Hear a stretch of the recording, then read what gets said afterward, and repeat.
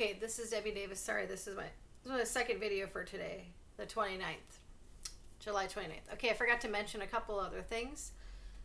So on Friday, another thing with the VA. So on Friday, when I was at the VA, I attempted to get these glasses fixed because they're kind of like falling off, and apparently this frame is bent a little bit. That's why they're kind of falling off on me. So I went in there on Friday to the eyeglass shop. It's on the second floor, 2E of the Minneapolis VA, and then I just walked down to the Patriot store to get something to eat or whatever while I had gotten my number to wait in line. And then when I walked downstairs, I happened to see 3 police officers coming out of a room. I mentioned this briefly on Friday, a room called the Patient Records Patient Library area. Okay, so I don't go anywhere near the police. And then it was weird because they weren't VA police. They were regular, looked like Minneapolis police. I've never seen them coming out of that room. Normally you only see the police in the security areas where they're supposed to be, in the security area, and they don't normally just go strolling around different areas of the hospital. They certainly shouldn't be in the medical records area of the hospital. So if they were really in there and were looking around, then you must have a warrant to be able to do that. Otherwise it's completely illegal. So they had no business, whoever let them in there had no business letting them in there without a warrant, first of all. Second of all, if they were just rummaging around with everybody's information, that's a complete breach of privacy of all of the veterans in the entire country, because that was the patient records area. Okay, that's where our addresses are, our social security numbers, our telephone numbers. Okay, they came out of that room. 3 police officers came out of that room on Friday. And I didn't think anything of it at the time. I was like, because I just stay away from them. I do my best just to stay away from the police. I don't trust them. I've had so many horrible experiences with them over the years. I can't. I've talked about this multiple times on my videos. So anyway, but then it occurred to me as I was leaving that day that I was like, what are they doing in there? That is not okay that they were in there. And so that would be considered something called a constitutional violation of your Fourth Amendment right. Your Fourth Amendment right has to do with your privacy.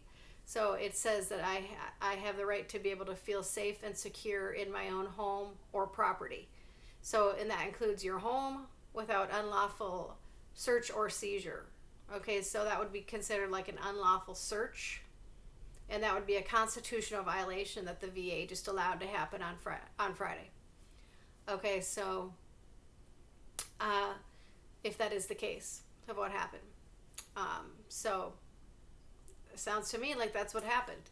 And and that includes your car. Like if they ever pull you over and say, can I search your vehicle? You say no, absolutely not, without a warrant. Absolutely not. You never let them search anything. One time I was in jail. I've been in jail multiple times for false charges, and I had to bail myself out on a false charge where they just, they made up stuff. And in Minneapolis one time I was sitting, they were just like minor stuff. It's not like I'm some criminal. It's like stuff they make up, like minor traffic violations. And so this one time I remember being in jail in Minneapolis, and it was this black female. We were sitting in the cell together, and I was like, what are you in here for? And she said, well, they're trying to charge me with a class 5 felony. And I said, for what? And she said, well, I got pulled over, and the police officer asked if he could search my vehicle. And she said, well, I just let him because I didn't have anything to hide, I didn't think, or whatever. And so this is where she made the mistake. And apparently she had some pills. She did have a prescription, but she had some pills, her prescription pills for pain or whatever she did. She had, but they weren't in the prescription bottle. So she did have a prescription. So, but he was trying to charge her with a class 5 felony. So she was sitting in there, and I think it was like a huge bail for that type of charge. So she couldn't get out until the court date, I don't think. And so she's sitting in there on a false charge just because the pills weren't in the correct bottle. She had to, try to find find the prescription. Well, just like you heard the phone call that I had with the VA. I don't even have a primary doctor right now. So how am I supposed to get a prescription to the police if something like that happens? Where I just get the runaround and I get hung up by the police. And then when I go to the VA, I have police stalking me. So exactly how do you expect us to get out of a false charge like that? When you got this much police issues and issues with every government agency. So she was stuck in there on a false charge just because the pills weren't in the right bottle. So this is how easy you can get thrown in jail on false charges. You don't ever let the police search anything. You don't ever let them in your house, anywhere near you, anywhere near your vehicle or your property. It's unlawful. It's a constitutional violation for them without a warrant. You haven't done anything wrong. They're the ones mostly doing stuff wrong. Okay?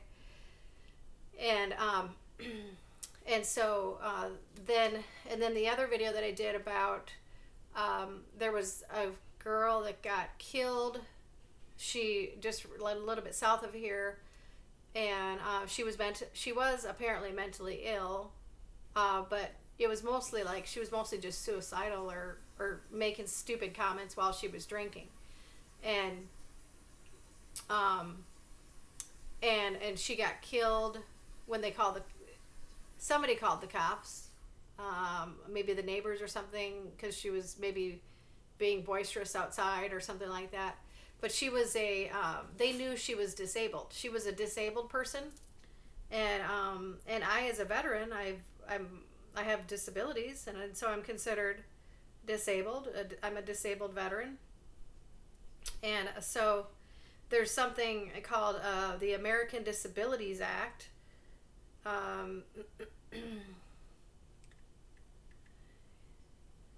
Wait, okay. So it's called the yeah. Let's see. It's called the American Disabilities Act. Okay, and see, hold on.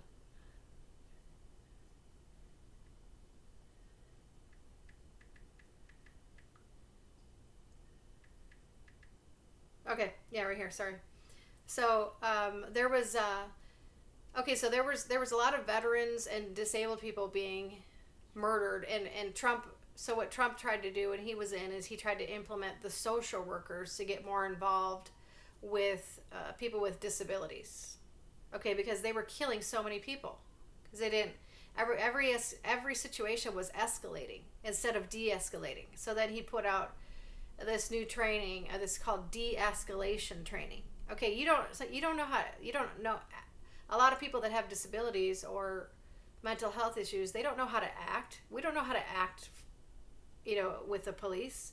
It's like, oh, do we all need training just to learn how to act for the police? No, the police need to be retrained or just be completely removed because you're killing people. I mean, you're just outright murderers. I mean, you're just murderers. There's something called American Disabilities Act. It prohibits discrimination against people with disabilities and guarantees equal opportunities for individuals with disabilities in employment, transportation, public accommodations, state and local government services, and telecommunications. Okay? And the police departments are supposed to make reasonable accommodations whenever necessary. Okay, that's what the law states, and that includes a workplace, like that workplace, Wagner. They were supposed to make, under the American Disabilities Act, they were supposed to make accommodations for me, not fire me, because that was illegal under the American Disabilities Act. I'm a disabled veteran from my service. I did 15 years of honorable service. I was deployed twice. Okay, so you were supposed to make accommodations for me under federal law. The veterans are supposed to be protected under 2 federal laws. We are in the protected status. Okay, so any employer, if they do anything to you like that, that they violated 2 federal laws and the American Disabilities Act by allowing me to be harassed and not accommodating my disabilities. That's what they were supposed to do, but apparently nobody knows the law. So I'm just gonna have to inform everybody of the law, So that's what I'm trying to do.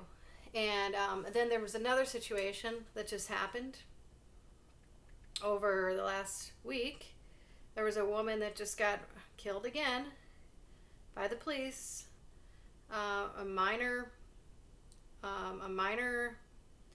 call, body cam video releases chaotic scene of deputy fatally shooting Sonia Massey in Illinois. Okay, so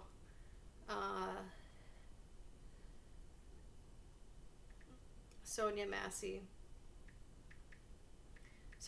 body cam. Okay, so yeah, right here. More breaking news now. Disturbing body camera video shows the shooting death of Sonia Massey. The Springfield mother of 2 called police for help, but a sheriff's deputy shot her in her own home. The deputy who pulled the trigger is charged with murder. Our Charlie DeMar is here with that shocking video. Charlie. And Joe and Erica, good evening. President Joe Biden responded to the shooting, saying that Massey should still be here tonight. She called 911 to report a prowler near her home, and as you're about to see, the seemingly routine encounter quickly takes a deadly turn. We do want to warn you that this video is hard to watch. Body camera video shows Sonia Massey opening the door for She was already picking up on some demonic stuff with this guy. They're all Masons. Oh, I was trying to put on some clothes, sir. You doing all right mentally? Yes. Sure? My medicine and stuff. All right. Once inside her Springfield home, Deputy Grayson asked Massey to check on the stove. We don't need a fire while we're here.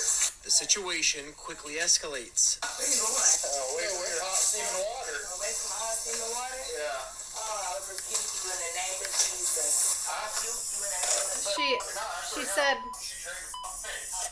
okay, what happened is she apparently had some water boiling on the stove. So he said, well, are you going to go check on that?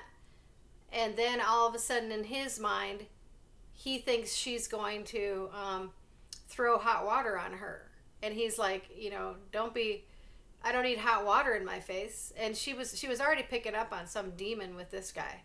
And she goes, I rebuke you in the name of Jesus. Like, I rebuke you as far as like, of course I'm not going to do that.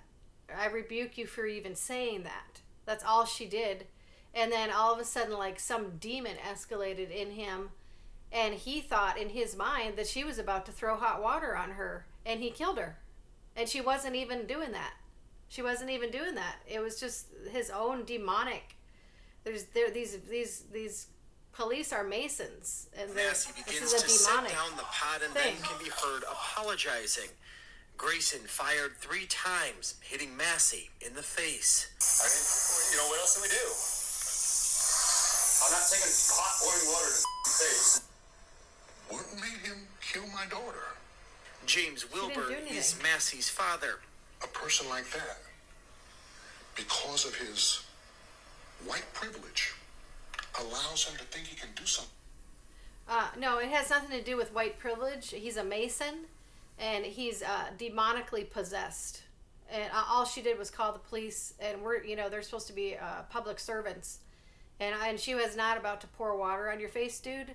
That was your own demons popping up in your own mind, and you need deliverance. Okay? So, figure out how to do your job, or get off the job, or get out of here. Get out of your positions of power. And because we're tired of this, and we know what the problem is, and we know you're Masons, and the Masons are Satanists. Okay, so, all right.